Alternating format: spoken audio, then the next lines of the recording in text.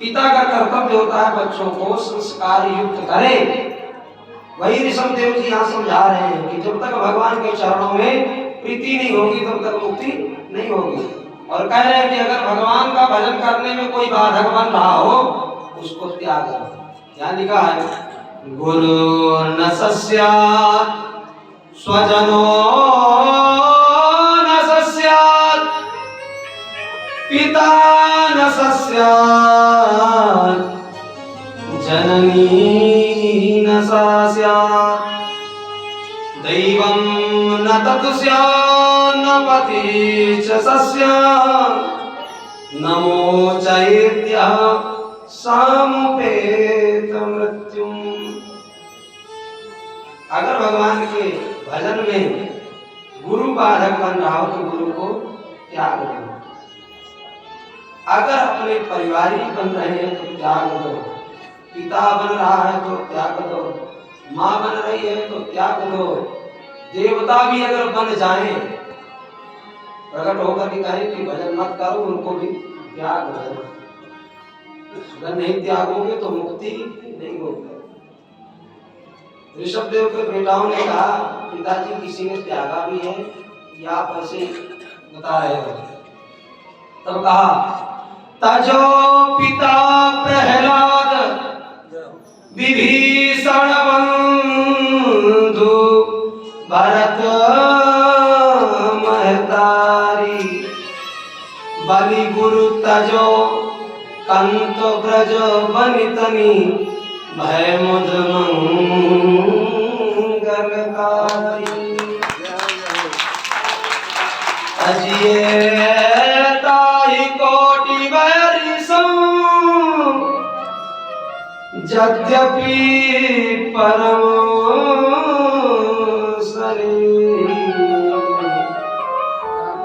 यद्यपि परम सने कितना भी खास क्यों ना हो त्याग दो। इस तरह का ज्ञान दिया तो 90 जो बेटा थे वो कर्मकांडी ब्राह्मण बन गए। 9 बेटा 9 योगेश्वर बन गए। 1 बेटा भरत बचे। भरत को राज्य सौंप दिया। बेटाओं से कह रहे थे ये मन में कभी विश्वास नहीं करना। न कुर्यात कहिचित् सत्यम मनसि है नमस्ते। मन पे कभी विश्वास मत करो। मन की गति है अटपटी झटपट लखे न कोया। और जब मन की खटपट मिटे तो चटपट दर्शन हो। फिकर सबको खा गई फिकर सबकी पीर। अब फिकर की जो फाकी करे बापो नाम फकीर। भगवान सुन रहे भाव हमें चिंता नहीं उनकी उन्हें चिंता हमारी है। हमारे प्राणों के रक्षक सुदर्शन चक्रधारी है।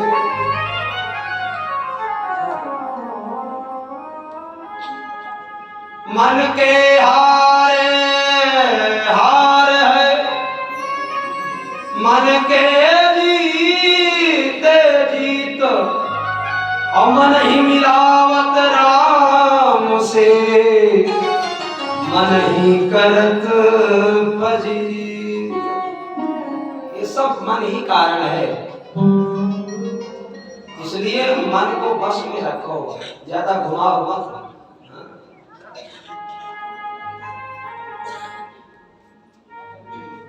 प्रेम से बोलो। तो जो सुन रहे हो वो ये जीवन में उतारोगे भी कि नहीं ये बताओ। उतारोगे तो एक बार ताली बजाओ।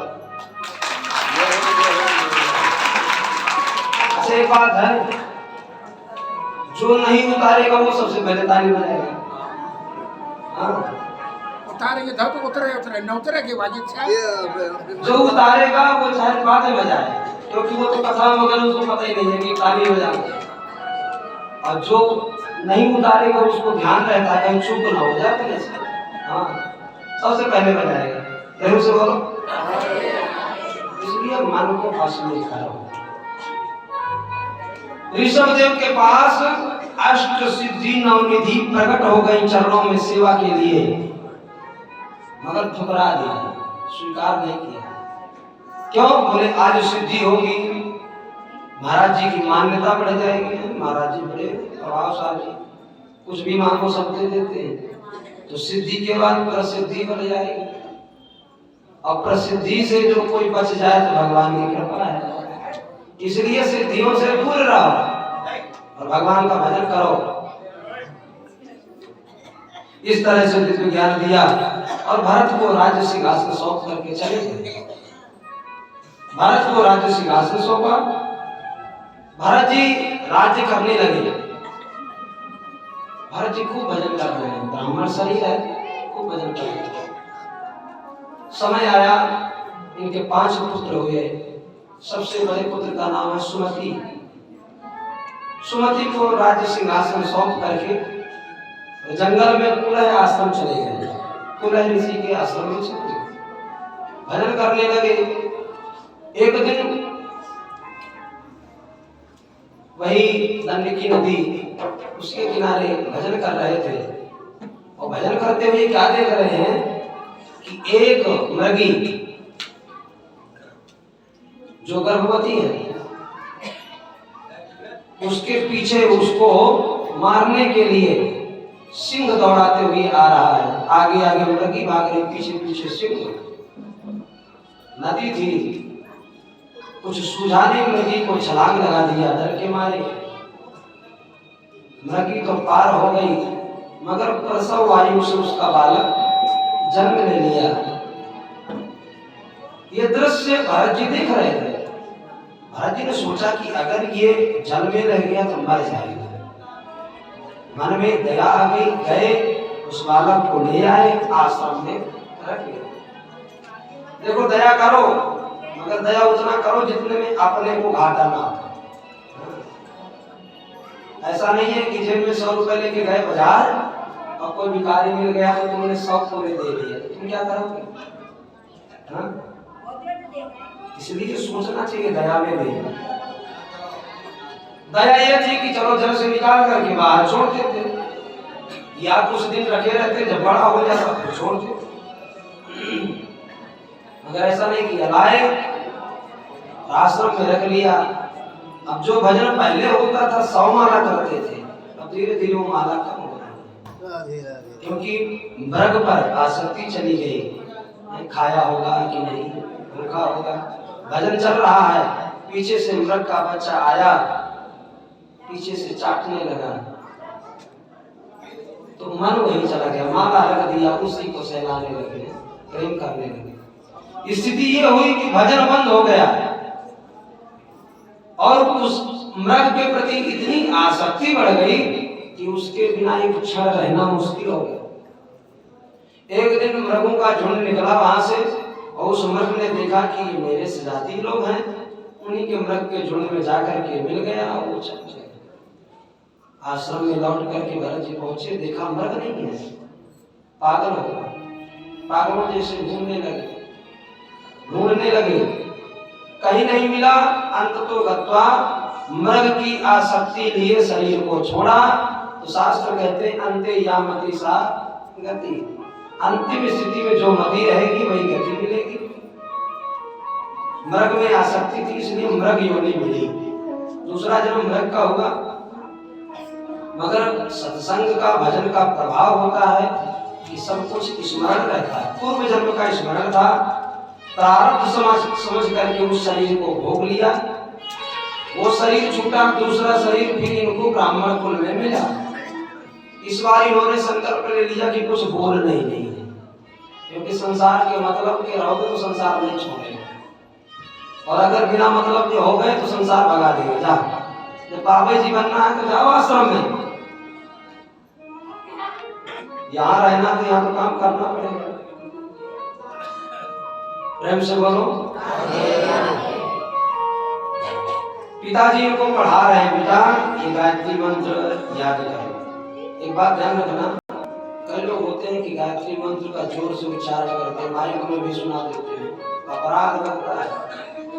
गायत्री मंत्र का उच्चारण नहीं करना चाहिए, इसका मानसिक करना चाहिए, मन में, मगर मन में सबको नहीं करना है, ये भी ध्यान रखना है। ये ब्राह्मण क्षत्रिय वैश्य शूद्र चारों में से किसी को नहीं मिलता है, किसी को नहीं मिलता है, केवल मिलता है ब्राह्मण को, मगर कब मिलता है जब वो द्विजाति संस्कार प्राप्त कर लेता है, जनेऊ संस्कार होता है, गुरु जी उसको मंत्र देते तब प्राप्त होता है। हमारे शास्त्रों में रुद्री का पाठ होता है, आप जानते होंगे, अभिषेक शंकर जी करते हैं, उसमें मंत्र आता है तो ब्राह्मण उसका मन में ही स्मरण करेंगे उस मंत्र का, जोर से नहीं। और विशेषकर एक बात और बताऊं कि माताएं इसका जब करती हैं वो छोड़ दें। हाँ, कई लोग माताएं हैं कि जब करती हैं, ये गायत्री मंत्र का जब माताओं को नहीं करना चाहिए। प्रेम से बोलो। पिताजी जड़भरत जी को समझा रहे हैं, बेटा ये गायत्री मंत्र याद करो। पढ़ाते पढ़ाते घंटों बीत गए। पिताजी ने सोचा कि अब पूछता हूँ कि तैयार हो गया। पूछा, बेटा क्या पढ़ा, मंत्र सुनाओ। बोले, पिताजी जब से आप मंत्र मुझे पढ़ा रहे थे तब से मैं इस बिल की तरफ देख रहा था कि इस बिल में कितनी चीटियां जा रही हैं। हाँ, जब से आप पढ़ा रहे थे तब से कम 108 चीटियां इसमें चली गई। पिता ने हाथ पटका काम कर, जय हो, मैं मंत्र पढ़ा रहा हूं, तुम चीटी गिन रहे हो। पिताजी ने घोषणा कर दी, तुम तो जड़ हो, आज से तुम्हारा नाम जड़भरत। प्रेम से बोलो। जड़भरत जी ने सोचा, अच्छा है, मुहर लग गई पिताजी की, अब कोई कुछ कहेगा नहीं कि पागल है। जब तक माता पिता थे तब तो कोई दिक्कत नहीं हुई। माता पिता जब पधार गए तो भाई भी कुछ ना बोले, मगर भाई के साथ जो आई हैं उनसे सहन नहीं हो रहा है। हाँ, कि हम अपने पति को बादाम का हलवा खिला रहे हैं, फिर भी दुबले के दुबले धरे, और ये सूखा रोटी खा करके बढ़िया। सामने हुआ, कहा अपने पतियों से, तो उनको कह देना कि कुछ काम करें, नहीं तो घर से भेज दो, बाहर नहीं चले जाए। आजकल भैया सरकारी नहीं की है, मानना पड़ता है। भाइयों ने कहा कि भैया एक काम करो, कुछ कर ले। क्या करें?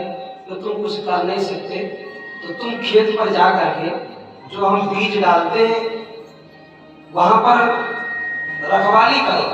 क्यों? बोले, उन बीजों को चिड़िया खा जाती है, तुम वहां रखवाली करो, ये तुम्हारी ड्यूटी हो। ठीक है, चले गए। ये रखवाली क्या करते थे, जो चिड़िया नहीं आती थी उनको वही बुलाते थे। राम जी की चिड़िया, राम जी का खेत, खाओ रे चिड़िया। भाई लोग पहुंचे, बोले, जय हो महाराज, 2-4 दाना बचाओगे कि मतलब सब खिला दोगे? बोले, मेरे से यही बनता है। बोले, ठीक है, तुम्हें जो करना सो करो। चले गए, भगवान का भजन करते रहे। एक दिन जंगल पर एक राजा आया। राजा ने प्रतिज्ञा करी कि अगर मेरे संतान होगी तो मैं देवी को नर बलि दूंगा। संतान हुई राजा को, मगर नर बलि किसकी गई? आदेश दिया सैनिकों को, जाओ जंगल में जो मिल जाए उसको पकड़ के ले आना।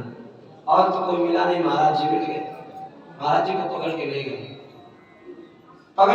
खूब खिलाया पिलाया, नहलाया, बढ़िया श्रृंगार कराया, और जाकर कहा कि देवी जी के सामने सिर झुकाओ।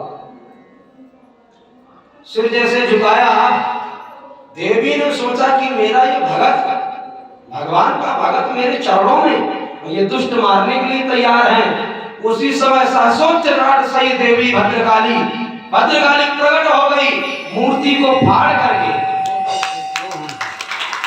और देखते ही देखते जड़भरत को कुछ पता नहीं लगा, सबकी गर्दन को उड़ा करके और फिर अंतर ध्यान हो गई। प्रेम से बोलो। जड़भरत जी ने सोचा बहुत देर हो गई, ये क्या कर रहे हैं? सिर उठा करके देखा तो यहाँ तो नजारा बदल गया। भगवती को प्रणाम किया, माँ आपने बचा लिया, नहीं तो आज मुझे मार दिया जाता। प्रणाम किया, चल दिया वहां से चले गए, नदी में स्नान किया, पानी पिया, चल दिए। उसी वक्त रघुगण आ रहा था अपनी पालकी में, उसके 4 कहार लगे थे। एक कहार की तबीयत खराब हो गई। उन्होंने कहा महाराज ये कहार अस्वस्थ हो गया है। ये जब गड़बड़ देखा करो ना अपने आप कर लिया, अरे सीटी देख लो भाई। कहार अस्वस्थ हो गया है।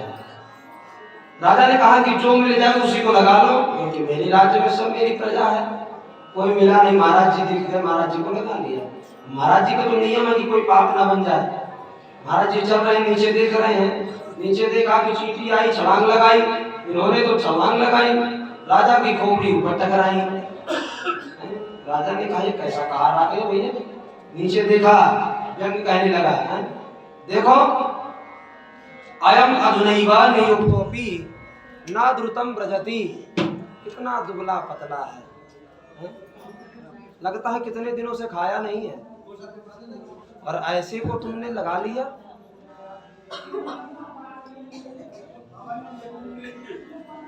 जड़ भरत जी समय दोबारा जैसे आगे गए, चींटी दिखी, फिर छलांग लगाई, फिर राजा की खोपड़ी टकराई। राजा को तो क्रोध आ गया।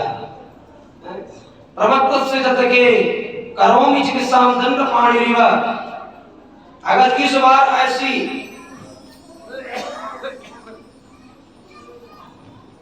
काम किए तो इस बार मैं दंड जरूर दूंगा। हाँ, जैसे राजा अपनी प्रजा को दंड देता है, मैं उसी तरह तुम्हारी भी इलाज करूंगा, इसलिए सावधानी से करो। आज पहली बार जब भरत जी अपने जीवन में बोले,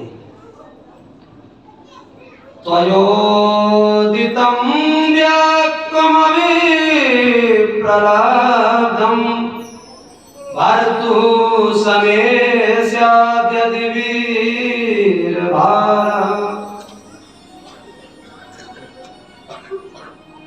हे राजन, तुम कह रहे हो कि मैं दुबला हूं, पतला हूं, मोटा हूं, काला हूं, गोरा हूं, ये सब शरीर के लक्षण हैं। आत्मा ना दुबली होती, ना पतली, ना गोरी, ना काली, कुछ नहीं। विवाद को जब रघुगण ने सुना तो रघुगण ने सोचा ये बात मैं सत्संग में कपिल मुनि के आश्रम में सुनता था। कौन है? नीचे गर्दन करके देखा तो और कुछ दिखा नहीं, जनेऊ दिख गया। प्रेम से बोलो। जनेऊ देख गया, तुरंत उतरा, चरणों में गिर पड़ा। महाराज मेरे से बड़ी भूल हो गई, ये जनेऊ देख करके लग रहा है कि आप कोई ब्राह्मण हैं, महापुरुष हैं। महाराज ये प्रार्थना है, ना हम विसंके सूर्यराज वज्रान न त्याक्ष शूलान न यमास्य दंडा नाग्निर्प सोमानिलभित तपास्त्रा शंके विषम ब्रह्म कुलामाना। महाराज मैं विष से नहीं डरता, शंकर जी के त्रिशूल से नहीं डरता, मैं किसी से नहीं डरता हूं। अगर डर लगता तो केवल ब्राह्मण के श्राप से डरता। जब भरत जी ने कहा कि रघुगण हम ऐसे ब्राह्मण नहीं हैं, डरने का काम नहीं है। आज रघुगण कोई स्थिति में देख करके जब भरत जी सोच रहे हैं कि ये है तो सत्संगी, सत्संग करता है, सेवा भी करता है, मगर राजा होने के कारण इसके अंदर रजोगुण भरा, ये कैसे निकलेगा? और अगर मेरे को मिलने के बाद भी इसका कल्याण नहीं हुआ तो संत का नाम कलंकित हो जाएगा। ये देखो, संत का भी संग रघुगण को मिला, फिर भी नरक में गया। और ब्राह्मण यहाँ सोच रहे हैं कि अगर मैं इसको नहीं समझाया, ये मेरा अपमान करता रहा, तो मेरे अपमान करने से ये नरक में जरूर जाएगा। वही कह रहे हैं। आज फिर से कहा रोगन ने, महाराज आप कह रहे हो कि ना मैं दुबला होता हूँ ना पतला होता हूँ, मेरा स्वरूप ये शरीर का है, ना मुझे कष्ट होता है ना सुख होता है। ये मुझे समझ में नहीं आया, क्योंकि जब शरीर में कोई कष्ट होता है, कांटा लग जाएगा या कोई घाव हो गया, एक्सीडेंट हो गया, तो शरीर में कष्ट होता है। और कष्ट में, शरीर में जब कष्ट होगा तो इंद्रियों को कष्ट होगा, और जब इंद्रियों को कष्ट होगा तो इंद्रियों का जो स्वामी है मन को कष्ट होगा, और मन को जब कष्ट होगा तो इस शरीर में आत्मा है, तो क्या आत्मा को कष्ट नहीं होगा? तब यहाँ जड़ भरत जी ने कहा कि रघुगण हो तो तुम महामूर्ख, मगर सत्संग में जाकर के ज्ञान की बातें सीख लिए हम, इसलिए विद्वानों जैसी बात कर रहे हो। तो क्यों महाराज? बोले ये शरीर का धर्म है।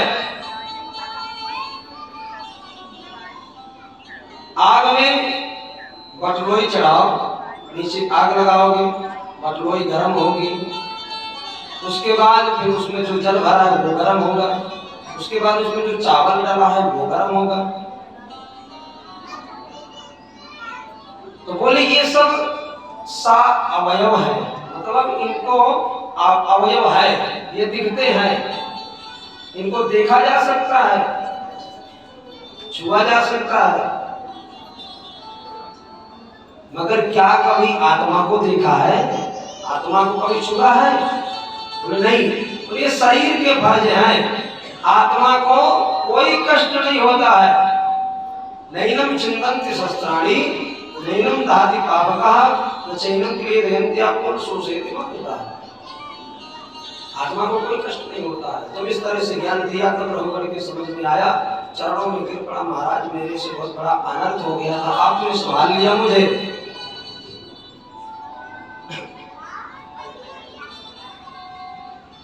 इस तरह से जब प्रसंग सुनाया, परीक्षित ने कहा महाराज हमको कुछ भूगोल और खगोल के बारे में बताओ। तब बताया, बोले पृथ्वी के नीचे 7 लोक हैं, पृथ्वी के ऊपर 7 लोक हैं, नीचे है तल अतल वितल सुतल तलातल सातल पाताल, ऊपर है भू भुवा स्वा महा जना तपा सत्य। 7 ऊपर 7 नीचे, ये 14 भुवन हैं। और पूरी पृथ्वी में 7 द्वीप हैं, 7 समुद्र हैं, उन्हीं का भी खंडन करके और बन रहा है, बात अलग है। और नरक जो है, जिसको यमराजपुरी कहते हैं, वो पृथ्वी से 99,000 योजन नीचे है। योजन क्या होता है? एक योजन होता है 4 कोस का। 4 कोस क्या होता है? एक कोस होता है 3 किलोमीटर का, है? तो योजन का मतलब एक योजन मतलब 4 12 किलोमीटर। इस तरह से गणित लगा करके 99,000 योजन नीचे नरक है। और उस नरक में जो यहाँ पाप करता है वो जाता है।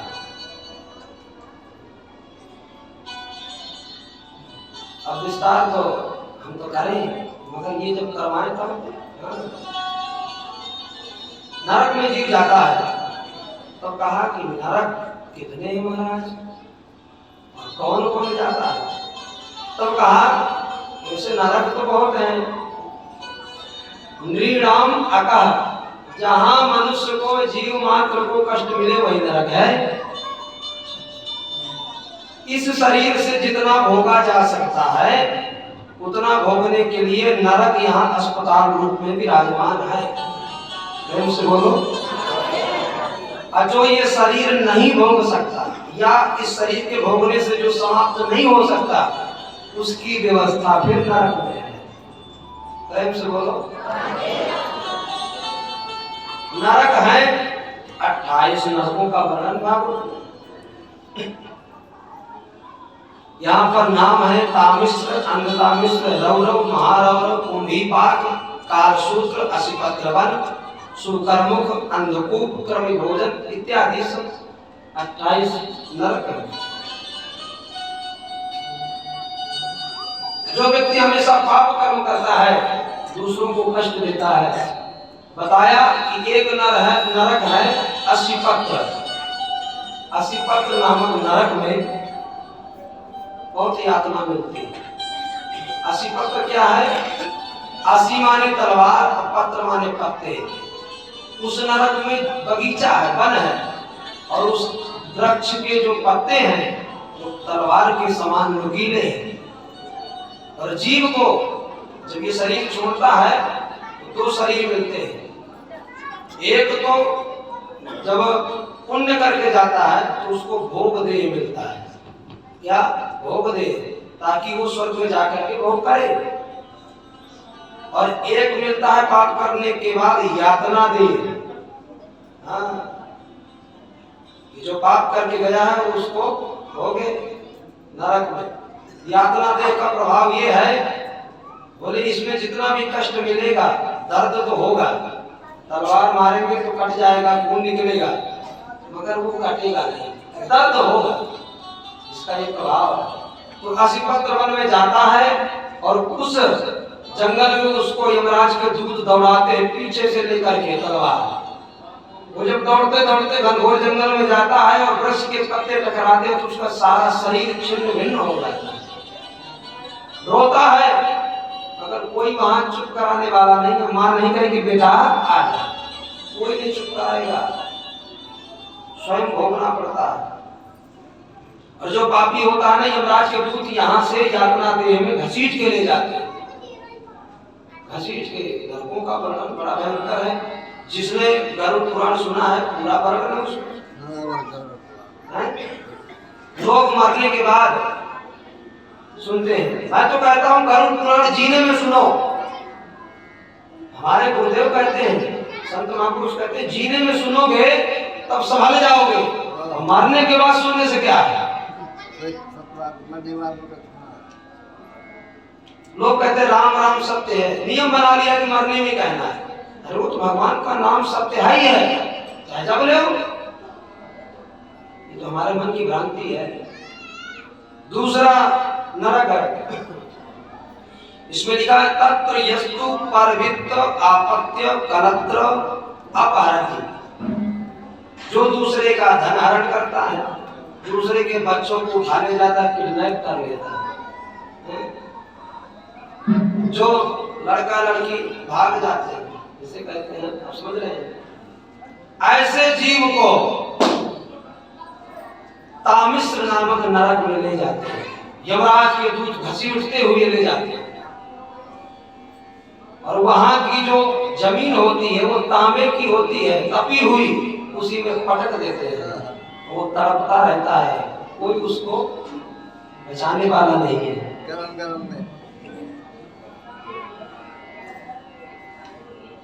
जो व्यक्ति केवल अपना भरण पोषण करने के लिए दूसरों को कष्ट देता है, उसको कहां जाना पड़ता है? रौरव नरक में।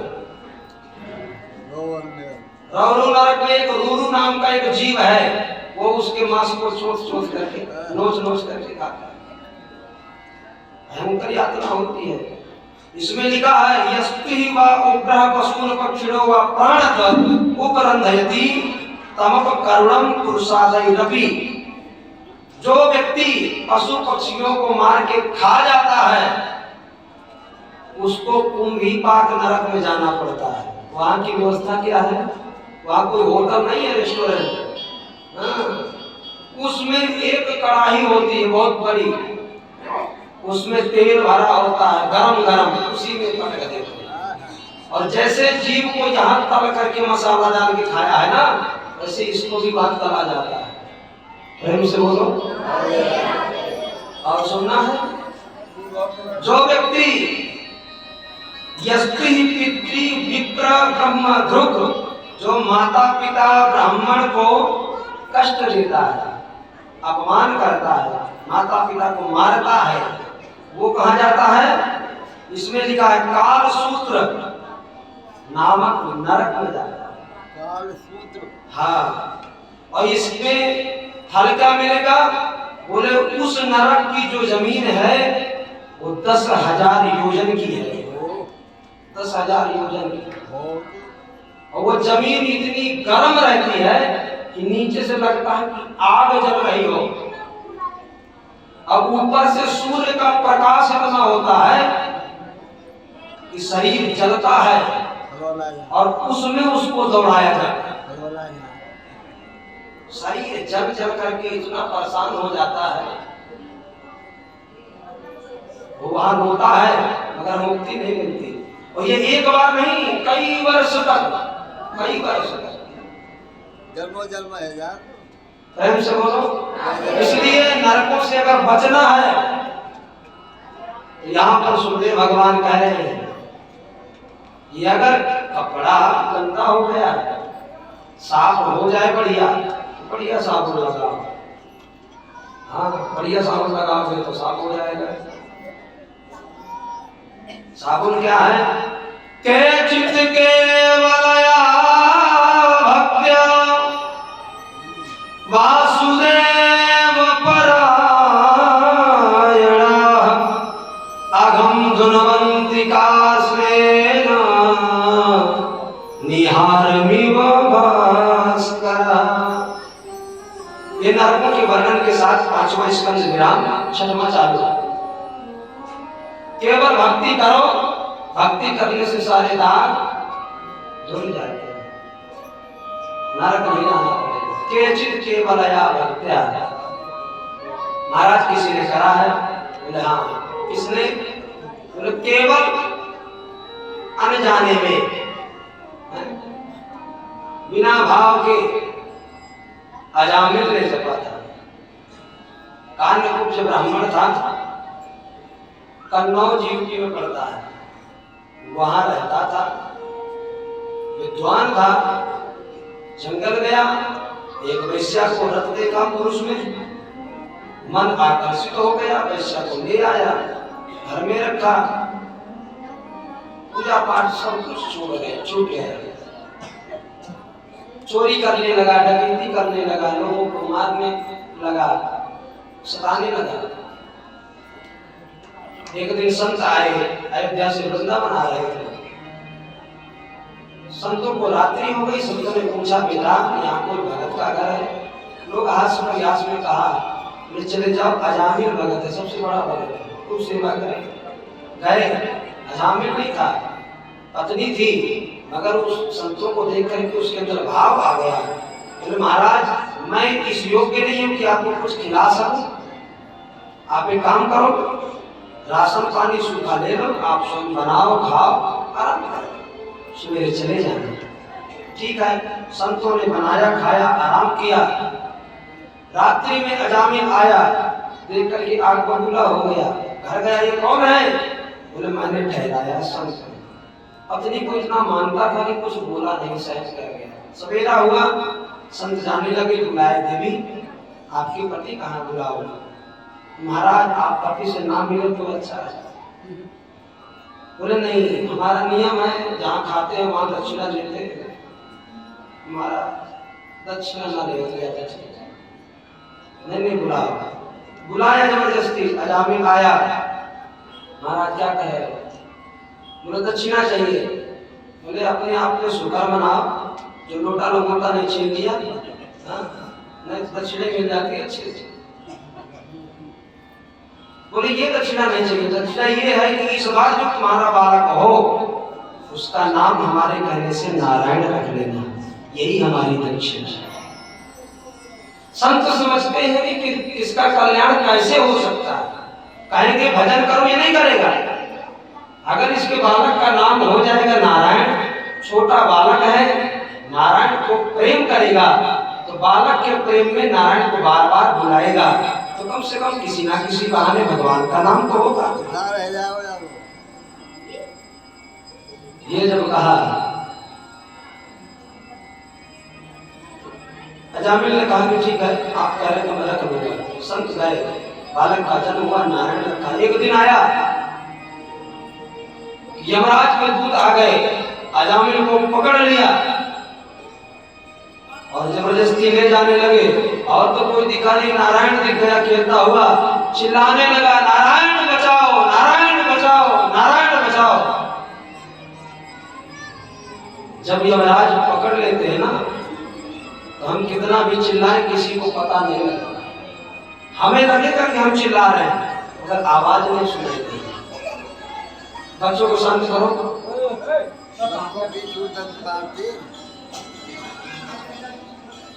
आवाज लगाएंगे तो जो नारायण बच्चा था वो तो नहीं सुना, अगर वो नारायण सुन लिया, अपने पार्षदों को भेज दिया। भगवान के पार्षद 4 आए और उन काले कलुके यमराज के सैनिकों को खूब पिटाई करी।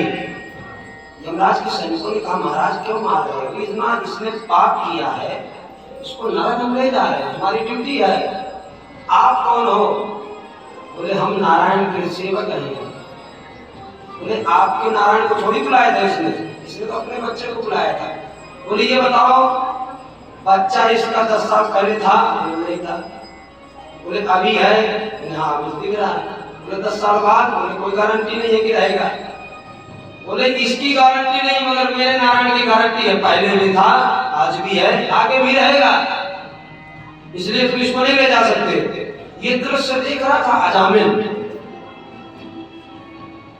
यमराज के दूत तो चले गए वहां से, भगवान के दूत भी छोड़ करके चले गए।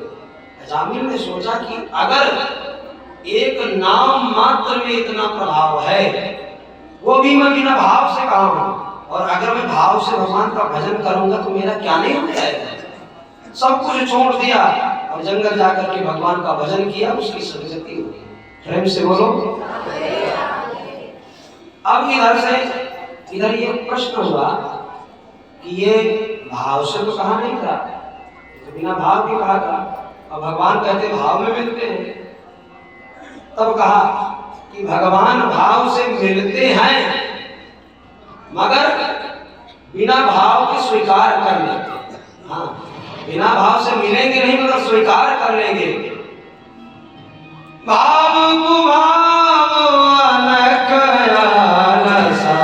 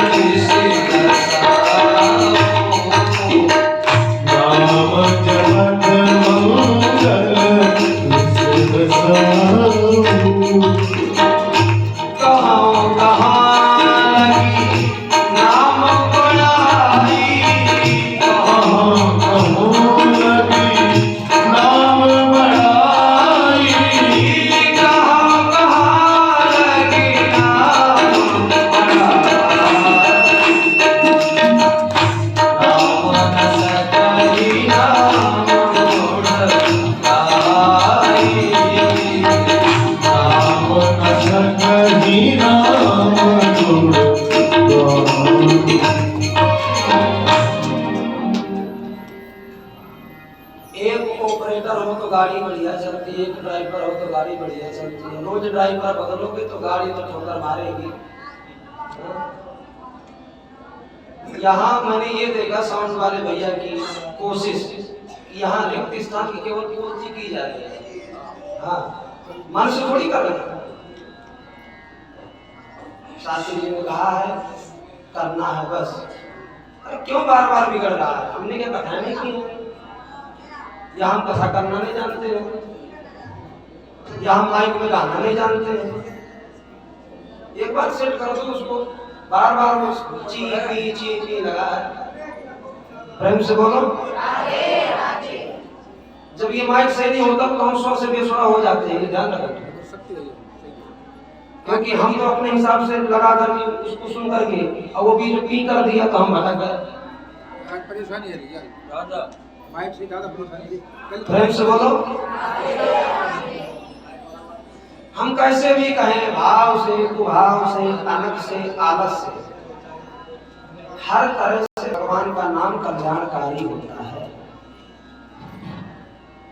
यहां तक भी कहा जन्म जन्म मुनि जतन कराही अंतराम कही आवत नाही उलटा नाम जपत जग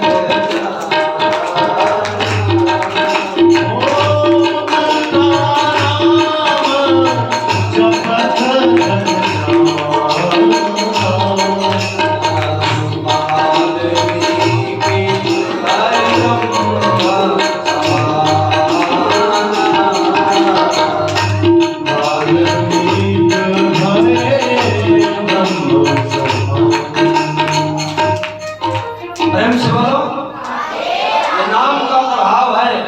भगवान भी कहते हैं कहां कहां लगी नाम बड़ाई राम न सकई नाम।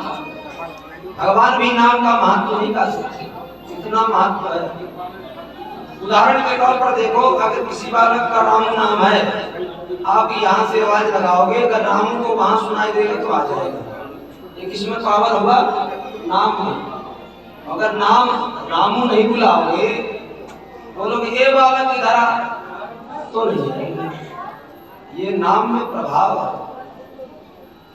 इस तरह से नाम की महिमा बताई। यमराज के दूत पहुंचे, महाराज बड़ी पिटाई भई, आप ये बताओ कि हम करें क्या? क्या हुआ? बोले वो अपने बेटा नारायण को बुलाया था, तुरंत हाथ रखा, अब दोबारा मत करो। हाँ, अगर दोबारा नारायण कह दिया तो अपना तो पूरा स्टाफ खाली हो जाएगा, बेरोजगारी आ जाएगी, कल से हमें जाना पड़ेगा नौकरी। अब मत बोलना, क्यों? इसका प्रभाव बहुत है। इसका महत्व क्या है बोले हम नहीं जानते हैं, थोड़ी बहुत जानते हैं। कौन कौन जानता है? तब यहाँ 12 महाभागवत बताए। कौन? स्वयंभू, नारद, शंभु, कुमार माने सरस कुमार, कपिल, मनु, प्रहलाद, जनक, भीष्म पितामह, बलि, वैयासकी मतलब सुखदेव, व्यास के पुत्र वैयासकी सुखदेव। और कहा लास्ट में वयम माने मैं भी थोड़ा जानता हूं, इसलिए दोबारा मत लेना। इस तरह से नाम की महिमा यहाँ बताई। तो यमराज के दूतों ने कहा आप तो ये बताओ कि हमें किसको पकड़ के लाना, हम दुनियादारी नहीं जानते। तब कहा जीवान भक्ति भगवत गुण नाम ध्येयम् चेताश्चना स्मरति चरणारविन्दम् कृष्णाय नो नमति अचिरे कदापि तानानयद्मसतो कृतभीष्मकृत्या।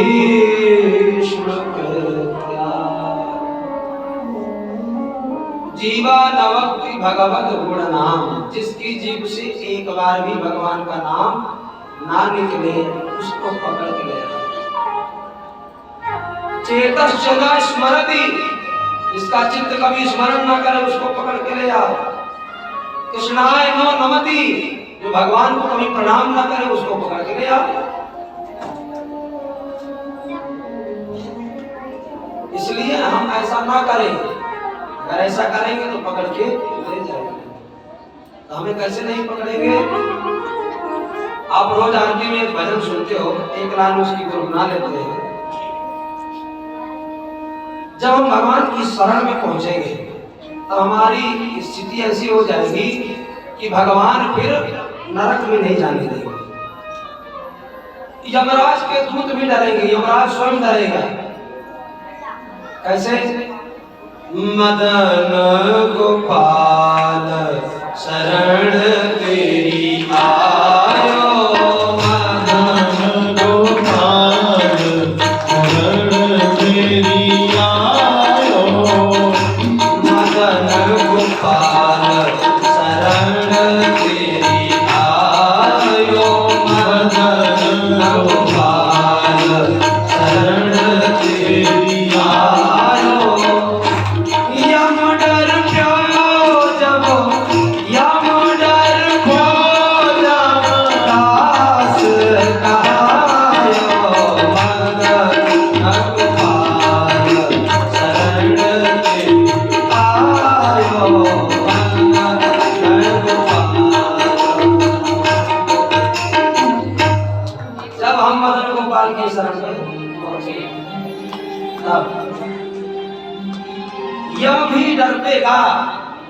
या मर्ड्यो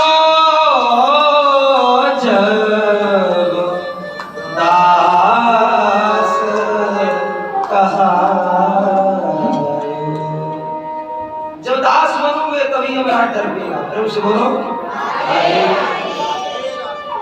इसके बाद परीक्षित ने प्रश्न किया सुखदेव जी महाराज से, महाराज आपने ध्रुव का वंश प्राचीन पर ही तक बताया, उसके बाद क्या ध्रुव का वंश बढ़ा नहीं? बढ़ा कैसे? प्राचीन पर ही के 10 पुत्र हुए, 10 प्रचेतागण कहलाए। उन 10 पुत्रों का विवाह वृक्षों की कन्या बारछी से हुआ। बारछी से होने के बाद उनसे एक पुत्र उत्पन्न हुआ, उसका नाम हुआ दक्ष। ये जो पहले वाला दक्ष था वो अलग है, ये दक्ष अलग है। दक्ष का प्रादुर्भाव हुआ, दक्ष का विवाह हुआ और दक्ष ने 10,000 पुत्रों को जन्म दिया। कितने? 10,000। नारद जी आए, नारद जी ने सबको ज्ञान दिया और सबको बाबा जी बना दिया। पता लगा कि नारद जी ने सबको बाबा जी बना दिया, 1,000 बच्चों को फिर से जन्म दिया। नारद जी फिर से आए, फिर से ज्ञान दिया और कहा इस बार क्या कहा? बोले ऐसा कौन सा बिल है जिसमें घुसने के बाद निकलना ना पड़े?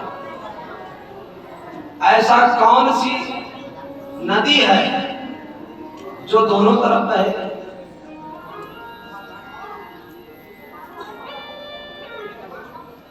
नारद जी जब पूछे तो दक्ष पुत्रों ने कहा महाराज हमें ज्ञान नहीं है, आप ही बताओ। बोले जो दोनों तरफ बहती है ऐसी नदी का नाम है माया। उत्पत्ति भी करती है और श्रृंगार भी करती है। बोले जिस बिल में जाने के बाद निकलना नहीं पड़ता वो कौन है बिल? बोले वो भगवान का धाम है। भगवान गीता में कहते हैं यद गत्वा न निवर्तन्ते तद धाम परमम मम। जो एक बार मेरे धाम में आ जाता है दोबारा नहीं जाता है। प्रेम से बोलो। बोले महाराज ऐसा होगा कैसे? बोले भगवान का भजन करो, इस संसार छोड़। ज्ञान दिया ही था कि उसी समय दक्ष आ गए। दक्ष ने देखा कि ये बाबा रोज आता है भड़काने के लिए, क्रोध आ गया। नाराज मैं श्राप देता हूं तुमको कि 2 घड़ी से ज्यादा कहीं टिक नहीं पाओगे। कहा यहाँ अहो असाधो साधूनाम साधुलिंगेन नास्त्वया असाधु कार्यरूपकाणां वृक्षोर्मार्ग प्रदर्शिता। आप साधु हो मगर असाधु की तरह काम कर रहे हो। इन बच्चों को बाबा जी बना दिया जिन्होंने ठीक से संसार को भी नहीं समझा था, जाना नहीं था, देखा नहीं था। नारद जी यहाँ कुछ बोले नहीं, बोलिए श्राप नहीं तो आशीर्वाद है। और वैसे ही बाबा जी को एक जगह नहीं टिकना चाहिए, चलते फिरते रहना चाहिए।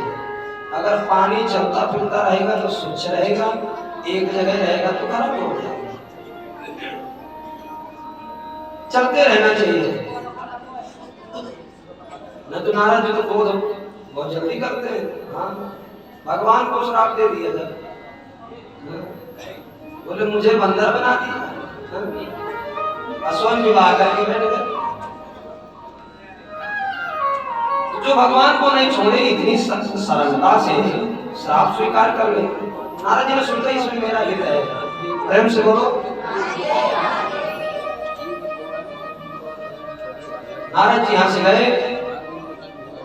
इसके बाद 60 कन्याओं का दक्ष ने फिर से जन्म दिया। 60 कन्या, 11,000 पुत्र और 60 कन्या। 60 कन्याओं से ही वंश बढ़ा, सृष्टि का विस्तार हुआ। 27 कन्या चंद्रमा के साथ विवाह कर दी। ये 27 नक्षत्र ही हैं। कश्यप के साथ 10 भाइयों के साथ विवाह कर दिए। कश्यप के साथ 13 कन्याओं का विवाह किया और उसी से विस्तार हुआ। प्रेम से बोलो। अब समय बहुत कम है, इसलिए कथा को हम सीधे प्रहलाद चरित्र पर पहुंचते हैं। और यहाँ पर एक प्रश्न हुआ, पूछा गया, परीक्षित ने पूछा सुखदेव जी से, महाराज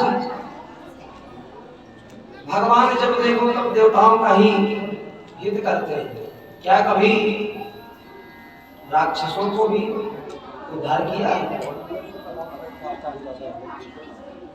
छू के चलो,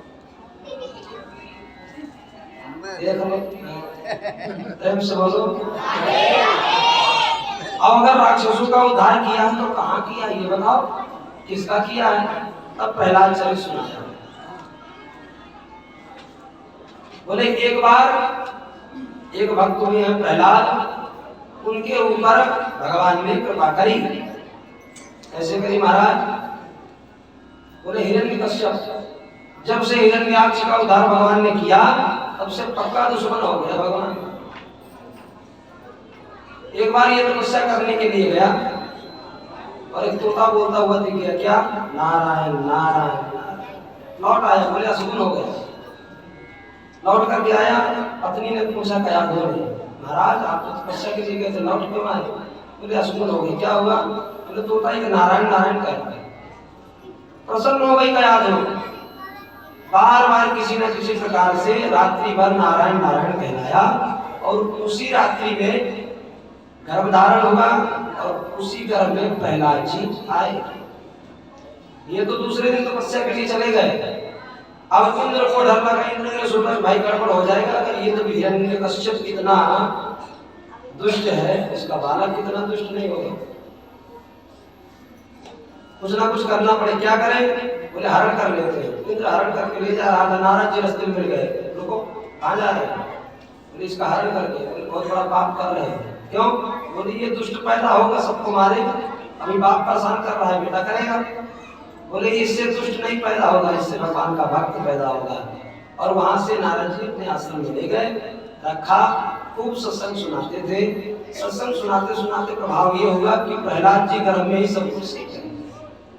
जब तपस्या पूरी हुई, वरदान मांगा, ब्रह्मा जी प्रकट हुए, वरदान मांगा। क्या मांगा? बोले अमर कर दो। ब्रह्मा जी ने कहा भैया अमर तो नहीं कर सकते हैं, इस समय हमारे स्टॉक जो है खाली है, ये सामग्री नहीं, तो दूसरा मांगा। बोले अगर अमर नहीं कर सकते काम करो। क्या करो? ना ऊपर मरो, ना नीचे मरो, ना जल में मरो, ना थल में मरो, ना दिन में मरो, ना रात में मरो, 12 महीने में से किसी महीने में ना मरो। सब कुछ बता दिया। न जानवर से मरो, ना मनुष्य से मरो, किसी से ना मरो। ब्रह्मा जी ने कहा कि ये वरदान तो अमर जैसा होगा, मगर कोई बात नहीं, तूने जैसी तपस्या करी है ऐसी तपस्या भी कोई नहीं किया है, वरदान मैं तुमको दे रहा हूँ। दे दिया। अब वरदान पा करके घर आया, लौट करके, लौटने के बाद सीधे स्वर्ग में हमला कर दिया, इंद्र को पकड़ लाया। बोले तुम आज से झाड़ू पोछा करोगे। वरुण को पकड़ लाया, बोले घर का जितना भी पानी है तुम भरोगे। सबको पकड़ पकड़ के ले आए। देवता बड़े परेशान हुए। देवता भगवान के पास गए, महाराज कुछ ना कुछ तो करो। इधर प्रहलाद का जन्म होता है। जन्म हुआ, प्रहलाद बड़ा हुआ, विद्यालय में रखा। गुरुजी हैं संडामर्क, एक गुरुजी को दिखता नहीं है, एक गुरुजी को सुनाई नहीं देता, ऐसे गुरु हैं। गुरुजी पढ़ा रहे हैं, एक दिन पहुंच गए। कौन? हिरण्यकश्यप से, और पूछा मेरा बेटा कैसा है? होशियार है, पढ़ने में बहुत होशियार है महाराज, सबसे आगे रहता है। अच्छा, बुलाया, गोदी में लेटा लिया, पूछा बेटा तुमने अभी तक क्या अच्छी बात सीखी बताओ।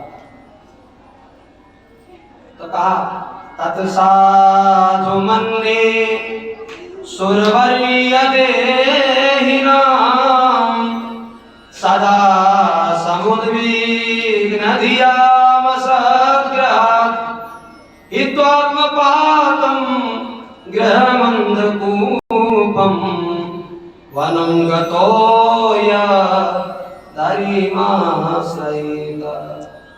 मुझे तो सबसे अच्छी एक बात लगी कि अगर अपना कल्याण चाहते हो तो जंगल में जाकर के भगवान का भजन करो। बड़ा क्रोध आया, बुलाया गुरु जी को, क्या सिखा रहे हो तुम? मैंने तो सुना था कि कोई नीति सिखाओगे, राक्षस नीति सिखाओगे, तुम तो इसको भगत बना रहे हो, और वो भी मेरे दुश्मन का भगत। गुरु जी ने कहा कि महाराज इस बार माफ करो, अगली बार नहीं होगा। और गुरु जी आए और उसको, किसको, प्रहलाद जी को पकड़े और कहने लगे कि इस चंदन जैसे बगीचे में तुम कंटक का पेड़ कहां से निकल आया? हमने तो तुझे सिखाया नहीं है, ये कहां से सिखाया? प्रहलाद जी कुछ नहीं बोल रहे हैं। कुछ दिन बीते, फिर से हिरण्यकश्यप पहुंचा। आज फिर कुशलतापूर्वक बैठाया, पूछा तो पहले तो एक बात बताई थी, आज नवधा भक्ति सुनाती है। श्रवणं कीर्तनं विष्णो स्मरणं पाद सेवनम् अर्चनं वंदनं दासं सख्यमात्म निवेदनम्। श्रवण कीर्तन स्मरण पाद सेवन अर्चन वंदन दास्य और सख्य भाव और आत्म निवेदन, ये 9 भक्तियां। प्रथम भक्ति संतन का श्रृंगार वर्णन है रामायण में। 9 भक्ति सुनाई तो क्रोध आ गया और कहा मेरे बेटे को तुम पागल बना रहे हो, मेरी दुश्मनी करा रहे हो मेरे बेटे से, मैं आज तुमको जिंदा नहीं छोड़ूंगा।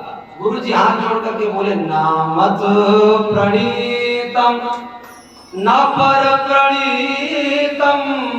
महाराज ना मैंने सिखाया, ना मेरे दूसरे जो गुरु रहते हैं उन्होंने सिखाया, मुझे तो लगता है ये सीखा सिखाया आया। आज समझ गया कि ये विषैला वृक्ष है, बड़ा होगा, कष्टकारी होगा। सैनिकों को आदेश दिया जाए, जिस तरह से मरे उस तरह से मारो।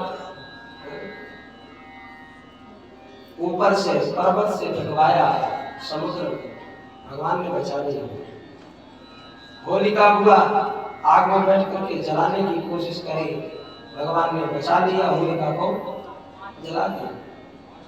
विष खिलाया, हाथी के पैरों के नीचे दबाया, हर प्रकार से भगवान ने बचाया। जब किसी प्रकार से नहीं मर रहा था तो आज समझ गया कि जरूर अब मेरे अंत का कारण यही बनेगा। सोच रहा था, उसी समय गुरु जी आए और गुरु जी ने कहा कि इस बार इसको हमारे हवाले करो, अगली बार से ऐसी शिकायत नहीं मिलेगी। गुरु जी लेके गए और वहां जाकर के रख लिया, समझाया। गुरु जी तो चले गए। अब क्या कर रहे हैं? कौमार्या चरित प्राज्ञो धर्मान भागवतानिह दुर्लभम मानुषम जन्म तदप्याध्रुवमर्थदम्। इस बार तो जितने सखा थे सबको बुला करके कीर्तन कराने लगे। कहा सुनो, आज से ही भगवान का भजन चालू कर दो। सखाओं ने कहा कि भैया तुम तो राजा के लड़का हो, तुम तो बच जाओगे, हमारा तो विडंबना हो जाएगी, महाराज हम नहीं कर सकते। प्रहलाद जी ने कहा कि जैसे भगवान मेरी रक्षा कर रहे हैं वैसे मेरे भगवान तुम्हारी भी रक्षा करेंगे। कीर्तन करो। कीर्तन करने लगे, खूब कीर्तन होने लगा। गुरु जी सुना, गुरु जी आए, गुरु जी को भी रोग लग गया, गुरु जी भी कीर्तन करने लगे। हिरण्यकश्यप सुना, वहां से तुरंत आया और सोचा कि जानता था कि अगर मैंने टच कर लिया तो मेरे को भी रोग लग जाएगा। दहाड़ लगाई, बोले ऐसे मेरे बालक को तुम पढ़ा रहे हो? गुरु जी तुरंत काम कर, महाराज कहां से आ गया? पूरा संगीत जो था वो शांति में बदल गया। बच्चे घबराने लगे। प्रहलाद जी ने कहा घबराओ मत। आज प्रहलाद को कहा कि आज मैं तुझे जिंदा नहीं छोड़ूंगा। प्रहलाद जी ने कहा कि महाराज जिस बल का आपको अभिमान है ये बल भी भगवान का ही दिया हुआ है। न केवलम मैं भवतश्च राजन सवै बलम परिणाम च परेशान। मेरा बल, आपका बल, सबका बल उसी का दिया हुआ है। बोले तेरा भगवान कहाँ है? पहले भगवान से मिलता हूँ। बोले कहाँ नहीं है ये पूछो। बोले इस कमरे में है। हाँ इस कमरे में है। तो कहा कथम स्तंभे न दृश्यते, अगर है तो दिख क्यों नहीं रहा है? बोले आप जब देखोगे तब दिखेगा। क्रोध में हिरण्यकश्यप चला और एक मुष्टिका का प्रहार किया तो नरसिंह भगवान प्रकट हो गए। बोलिए नरसिंह भगवान की। भक्त का वचन सत्य करने के लिए नरसिंह भगवान प्रकट हो गए। प्रकट हो गए और तुरंत हिरण्यकश्यप को लिया, गोद में पकड़ लिया, बीच देहली में बैठ गए। बोले बता आज तेरा अंत होगा कि नहीं? बोले मुझे मार नहीं सकते हो, ना मैं दिन में मरूं, ना रात में मरूं, ना 12 महीना में मरूं, ना किसी साल में मरूं, ना किसी ऋतु में मरूंगा, ना अंदर ना बाहर, कहीं भी नहीं मर सकता ऊपर नीचे। बोले तू बता अंदर है कि बाहर है, ऊपर है कि नीचे है, दिन है कि रात है, कहाँ है? बोले संध्या का समय नदी में नहाते, आपकी गोद में हूँ, ना ऊपर हूँ ना नीचे हूँ, बीच गहरी में बैठा हूँ, ना अंदर हूँ ना बाहर हूँ। सब वरदानों को स्मरण कराया और देखते ही देखते भगवान ने अपने नाखून उसके पेट पर लगाए, उसका पेट फाड़ करके उसका कल्याण कर दिया। बोलिए नरसिंह भगवान की। नरसिंह भगवान का इतना भयंकर स्वरूप था, सब लोग डर गए। सभी देवता दूर खड़े हो गए, दूर से स्तुति कर रहे हैं। ब्रह्मा जी ने करी, नहीं मारे। प्रहलाद जी ने करी, प्रहलाद जी स्तुति कर रहे हैं। भगवान प्रहलाद जी को बुलाए और अपने गोद में बैठा दिया। बेटा भगवान प्रार्थना कर रहे हैं, क्षमा कर रहे हैं। तो बेटा मुझे आने में देर हो गई।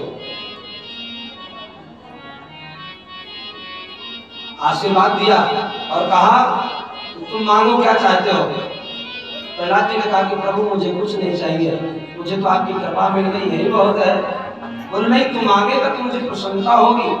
प्रहलाद जी ने कहा माम प्रलोभ है, मुझे प्रलोभन मत दो, मुझे कुछ नहीं चाहिए। अगर कोई भक्ति करे और बदले भगवान से कुछ मांगे तो मेरी नजर में वो भक्त नहीं है। ना सा भृत्या सवई वणिक, वो तो व्यापारी है, भक्त नहीं है। मुझे कुछ नहीं चाहिए।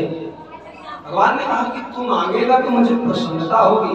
बोले अगर देना चाहते हो तो एक वरदान दे दो। क्या? बोले कभी मांगने की इच्छा ही ना हो।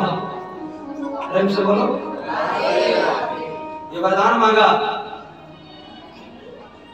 भगवान ने कहा कोई बात नहीं, हम वरदान देते हैं कि तुम राज्य करो और फिर मेरे नित्य निरंतर धाम में आकर के मेरे पार्षद के रूप में विराजमान हो जाना।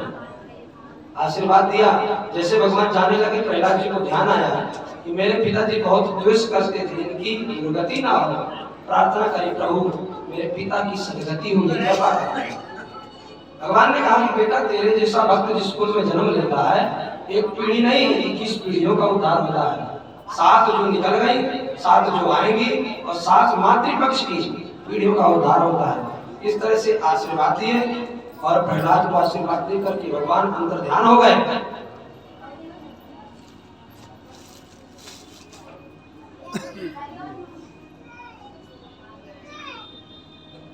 इस तरह से अंदर ध्यान हुए और यहाँ पर प्रहलाद जी ने पिताजी का क्रियाकर्म किया। क्रियाकर्म करने के बाद सुखदेव जी 5 अध्याय में 4 वर्णों के लिए क्या करना चाहिए वो उपदेश दिया। उसके बाद 7वां स्कंद यहाँ विश्राम होता है, 8वां प्रारंभ होता है। 8वें स्कंद में कथा है गजराज की। भगवान ने गजराज पर कृपा करी, गजराज से मुक्त किया। प्रेम से बोलो। अब बीच आगे समय जो आएगा उसको बीच बीच में लेते रहेंगे, समझाते रहेंगे। गज का उद्धार किया। ये गज पिछले जन्म में इंद्रद्युम्न नामक का गंधर्व था और अगस्त मुनि आए थे, उनको देख करके उठा नहीं, प्रणाम नहीं किया, श्राप दिया। बोले हाथी जैसा बैठा है, हाथी हो जाए। जो ग्राह था ये हुहू नाम का गंधर्व था। देवर ऋषि सरोवर पर स्नान कर रहे थे, पैर पकड़ लिया, उन्होंने श्राप दे दिया। बोले मगरमच्छ जैसा पैर पकड़ता मगर मगरमच्छ ही हो गया। ये इनका पूर्वजन्म की गाथा है। इसके बाद एक बार दुर्वासा जी क्षीर सागर पहुंचे। क्षीर सागर भगवान को प्रणाम किया। भगवान ने अपनी माला पहना दी। दुर्वासा पहनो। दुर्वासा ऋषि आ रहे थे, प्रसन्न बहुत थे। इंद्र मिल गया, इंद्र को अपनी माला पहना दी। इंद्र ने अपमान कर दिया, बोले पहनी पहनाई माला हमको पहना दे, बताओ हम भी तो देवताओं के राजा हैं। पहले भगवान ने पहनी, फिर उसके बाद इन्होंने पहनी, फिर अपनी पहनी पहनाई हमें पहना दी। अरे हम भी तो कोई है। माला उतारी और हाथी को पहना दिया। ज्यादा दूर नहीं गए थे, दुर्वासा जी लौट करके देखा कि हाथी में